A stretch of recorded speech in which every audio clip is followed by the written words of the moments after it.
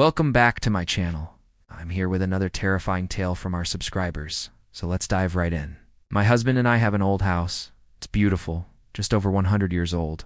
It has thick stone walls and was built very well. You can barely hear anything through the walls if you try. We love it. We bought it because of those thick stone walls. Well, a couple of months ago, we had a cold snap.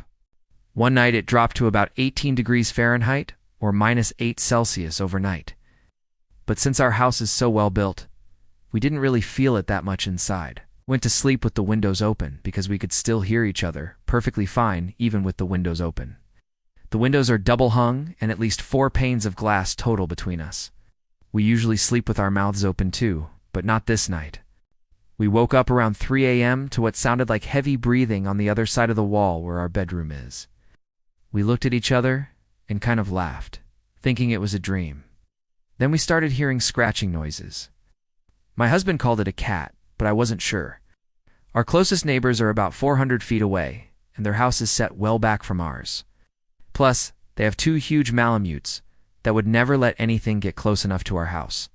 Anyway, I got over the fear that it was a wild animal in the wall and went back to sleep. Well, every single night after that, we heard heavy breathing, scratching, and even what sounded like nails on the chalkboard. I'm sure it was only in my head, but I also started hearing whispering, but only when my husband wasn't there. When he was in bed with me, I couldn't make out any whispering, just the breathing and the scratching. I was freaked out. There were no animals in the walls. Checked. Even tore a section of drywall out of the basement where we could hear the breathing the loudest, and there was nothing there. This continued for weeks, and it was driving me crazy. Then one night, my daughter came into our room after having a nightmare. She sleeps in the living room most nights. She was 7 at the time. And she was crying because she thought whatever was making the noise was trying to get into her room. I told her it was just a branch outside scraping against the house and went back to bed. About 15 minutes later, she came back into our room crying again. My husband and I looked at each other and just laughed, thinking it was probably some big raccoon. He went with her to go check, and I went back to sleep. About 2 hours later, she came back into our room crying hysterically. By now, my husband was awake and looking for any signs of entry. We couldn't find anything, and we didn't hear any more commotion for the rest of the night. My daughter slept in our room that night and every night after. The next month, we had the same routine. Every night between 2 and 4 a.m., we would hear breathing, scratching, and growling. Sometimes it sounded like something big moving around above our ceiling. Other times it sounded like it was right outside our bedroom door. My daughter started sleeping in our room every night, and none of us slept well. She would always wake up screaming in the middle of the night, saying the monster was trying to get her. We were going to move into the guest house until spring, but that obviously wasn't happening now. My husband refused to spend money on an animal removal company because he was sure it was an animal. I agreed that it probably wasn't an animal, but I couldn't get past the idea of whatever it was living in our walls and getting closer and closer. I was terrified. One night, my husband woke up and heard his name being called. I asked him if he was sure because I couldn't hear anything, but he insisted. So then it started happening more frequently during the day as well.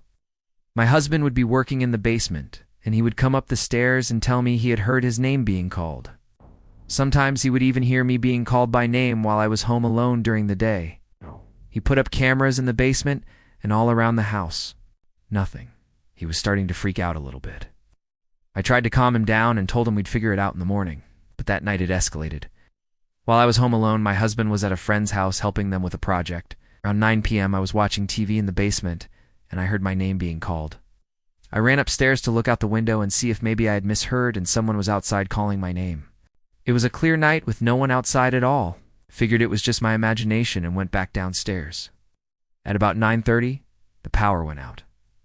No problem. We have a whole house generator that kicks in automatically, except this time, it didn't. I flipped the breaker to the generator, but it hadn't kicked in for some reason. I was starting to panic because it was nearly pitch black and I was home alone. And then I heard movement in the walls. Scratches, scrapes, and growls. Whatever it was moving around in the walls above me. I started screaming for my husband. I don't remember what I said, but it definitely wasn't coherent. And then I heard my name being called again. This time I distinctly heard, "Get away." And then something started clawing its way through the wall. The phone line was dead, so I could uncall 911.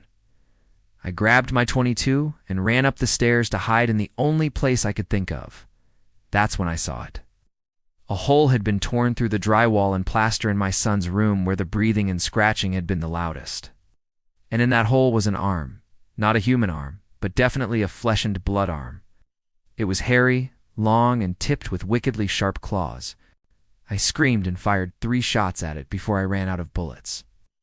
As soon as the last shot broke the silence, I heard my husband busting in through the front door, and I ran to him. Still holding the gun, I pointed at the hole in the wall and told him to shoot.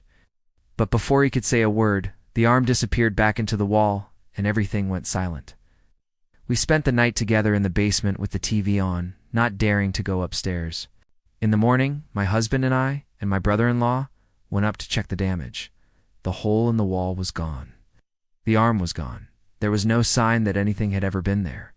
To this day, we don't know what it was. We're still afraid to go upstairs at night. We have boarded up the hole in the wall. But every night we still hear scratching and breathing. Sometimes we swear we can hear whispers.